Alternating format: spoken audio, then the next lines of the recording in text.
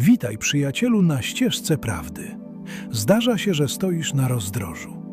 Masz podjąć trudną decyzję, zmienić pracę, zakończyć związek, wyjechać w nieznane. Twój umysł, ten logiczny, analityczny komputer w twojej głowie, krzyczy ze strachu. Mówi, to niebezpieczne, nie opłaca się, co ludzie powiedzą. Ale gdzieś głębiej, pod warstwą strachu i logiki, słyszysz cichy szept. Głos, który nie używa słów, lecz uczuć. Głos, który mówi spokojnie: idź, to jest twoja droga. Często to ignorujesz. Nazywasz to tylko przeczuciem albo wyobraźnią. A potem po latach żałujesz, że nie posłuchałeś. A co jeśli powiem ci, że ten głos to nie jest przypadek? Co jeśli powiem ci, że istota, którą widzisz w lustrze, to ciało, to imię, to ego, to zaledwie drobny ułamek tego, kim naprawdę jesteś? Jak ujawniają najstarsze ukryte przekazy, większość ciebie wcale nie znajduje się w twoim ciele. Dziś odkryjemy największą tajemnicę twojej tożsamości. Opowiem ci o twojej wyższej jaźni, o tej potężnej istocie, która wysłała cię tutaj z misją, która zna cały twój plan i która czuwa nad tobą, nawet gdy ty o niej zapominasz. Dowiesz się, dlaczego tak naprawdę musisz spać, jak odróżnić głos ego od głosu duszy i dlaczego nigdy, przenigdy nie jesteś sam. Usiądź wygodnie i otwórz umysł. Zaczynamy podróż do wnętrza ciebie. Aby zrozumieć, kim jest wyższa jaźń, musimy najpierw zburzyć pewien mit, w który wierzy większość ludzi. Mit, że ty to twoje ciało i mózg, a dusza to coś, co ewentualnie masz. To ty jesteś duszą, która ma ciało. Ale sprawa jest bardziej skomplikowana matematycznie niż uczą religie. Jak możemy dowiedzieć się od zaawansowanych cywilizacji, jesteś tylko 1/9 swojej prawdziwej istoty. Spokojnie, zaraz ci wszystko wyjaśnię. Wyobraź sobie ogromną, świetlistą istotę, która rezyduje w wyższym wymiarze. Ta istota to twoja wyższa jaźń. Jest ona sumą wszystkich twoich doświadczeń ze wszystkich wcieleń. Jest mądra, potężna i zna cel twojego istnienia. Jednak ta istota nie może w całości zejść na Ziemię, na planetę pierwszej kategorii.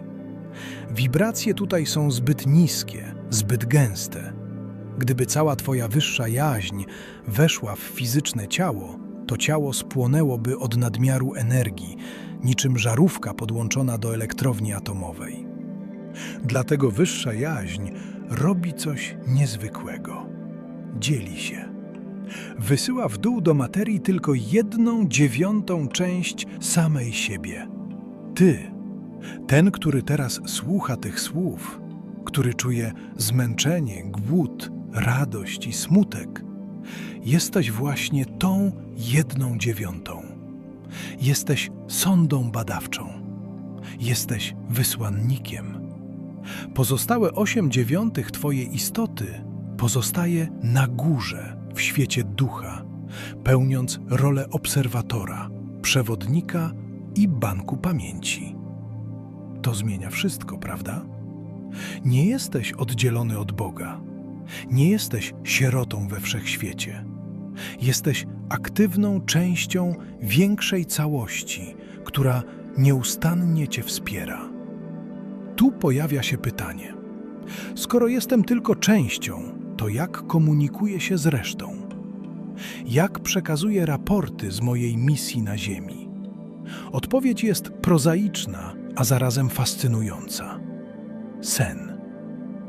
Większość ludzi myśli, że sen służy tylko do regeneracji mięśni i mózgu, że to ładowanie baterii. Niewiele osób o tym wie, ale sen spełnia również funkcję duchową. Sen jest momentem, w którym ta 1/9, czyli ty, opuszcza fizyczne ciało. Twoje ciało astralne odłącza się i z prędkością myśli wędruje do Twojej wyższej jaźni, do owych pozostałych 8 dziewiątych. Co się wtedy dzieje? Odbywa się coś w rodzaju odprawy. Przekazujesz swojej wyższej jaźni wszystko, czego doświadczyłeś w ciągu dnia. Każdy smutek, każdą lekcję, każdy ból i każdą radość. To jest moment zapisu danych. Wyższa jaźń analizuje te informacje i w zamian daje Ci instrukcje na kolejny dzień.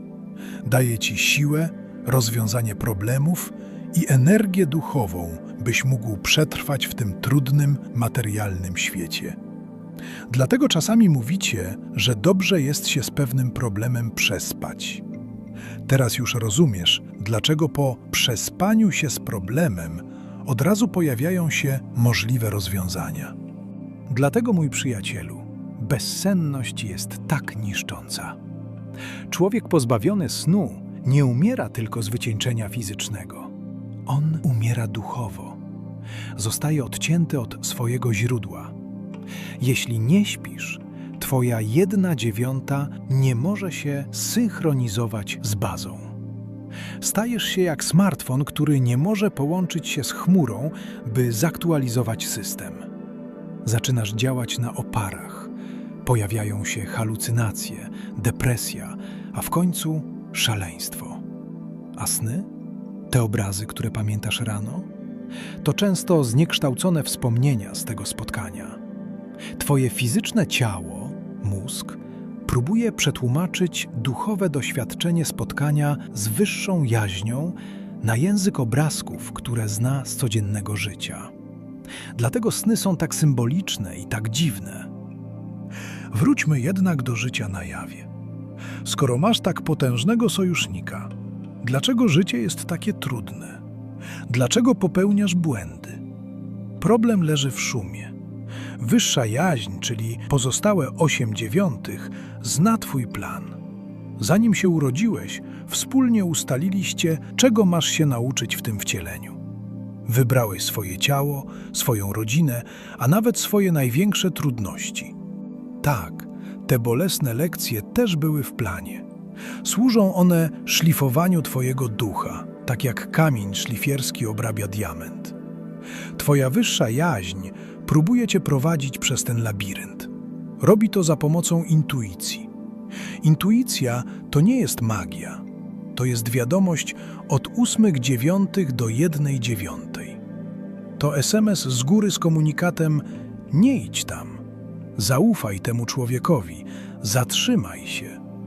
Problem w tym, że na Ziemi panuje niesamowity hałas. I nie chodzi mi tylko o hałas ulicy. Chodzi o hałas Twojego ego. Ego to głos Twojego ciała i fałszywej tożsamości. Ego krzyczy: chcę tego, boję się, muszę mieć więcej pieniędzy, on mnie obraził. Ego operuje strachem i pożądaniem. Jest głośne, natarczywe i logiczne w bardzo przyziemny sposób. Wyższa jaźń mówi szeptem. Mówi poprzez nagłe, jasne zrozumienie, przez poczucie głębokiego spokoju, nawet w obliczu zagrożenia. Jak odróżnić te dwa głosy? To jedna z najważniejszych lekcji, jakie musimy zrozumieć i przerobić na Ziemi. Głos ego często zaczyna się od powinienem, muszę, boję się, że. Jest pełen napięcia. Głos wyższej jaźni jest prosty. On po prostu wie. To jest uczucie. To jest właściwe. Bez argumentów, bez analizy, po prostu pewność.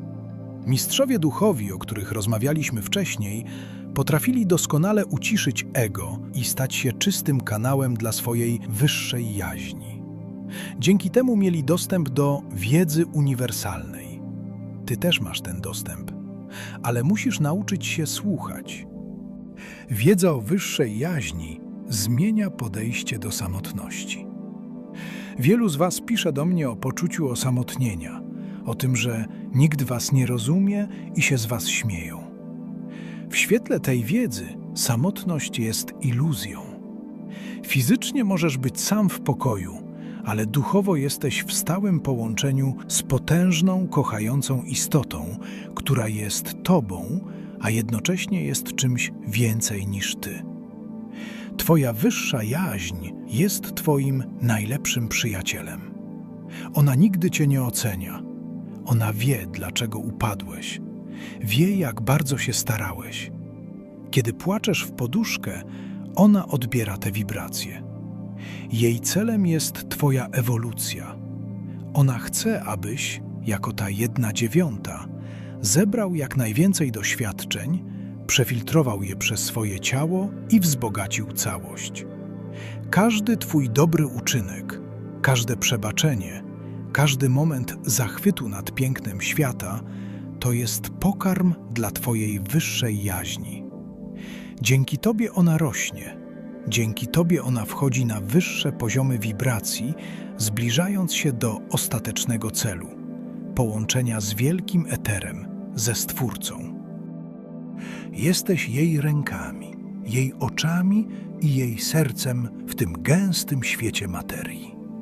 Jesteś niezbędny. Bez Ciebie, tej 1/9, wyższa jaźń nie mogłaby się rozwijać. Jesteście zespołem. Co możesz zrobić dzisiaj, aby wzmocnić ten kontakt? Nie są wymagane żadne skomplikowane rytuały u tak zwanych samozwańczych przewodników duchowych tu na ziemi, którzy pobierają za to pieniądze. Prawda jest bowiem prosta. Szukaj ciszy. Wyższa jaźń nie przekrzyczy telewizora ani Twoich zmartwień. Znajdź 10 minut dziennie na bycie w ciszy. Nie musisz medytować w pozycji lotosu, po prostu bądź. Słuchaj pierwszego impulsu. Kiedy masz problem, pierwsza myśl, która przychodzi, ta cicha, spokojna, zanim włączy się analityczny umysł, to zazwyczaj głos z góry. Dbaj o sen. Traktuj sen jak świętość. Kładź się spać z czystymi myślami. Poproś swoją wyższą jaźń przed snem. Prowadź mnie. Daj mi odpowiedź. I zaufaj, że rano będziesz wiedział, co robić. Pamiętaj, mój drogi, nie jesteś pyłkiem na wietrze. Jesteś wysłannikiem potężnej istoty. Masz plan, masz opiekę, masz cel. Wystarczy, że przestaniesz na chwilę biec i posłuchasz tego cichego głosu, który mówi: jestem tu. Wszystko idzie zgodnie z planem. Napisz w komentarzu, czy zdarzyło Ci się kiedyś posłuchać tego cichego głosu wbrew logice i czy wyszło Ci to na dobre. A może zignorowałeś go i żałujesz? Podziel się swoją historią. Jeśli chcesz nauczyć się lepiej komunikować ze swoją prawdziwą naturą, zasubskrybuj kanał Oświeceni i zostań ze mną na dłużej. Razem odkrywamy mapę do Twojego wnętrza. A tymczasem do usłyszenia w kolejnej lekcji.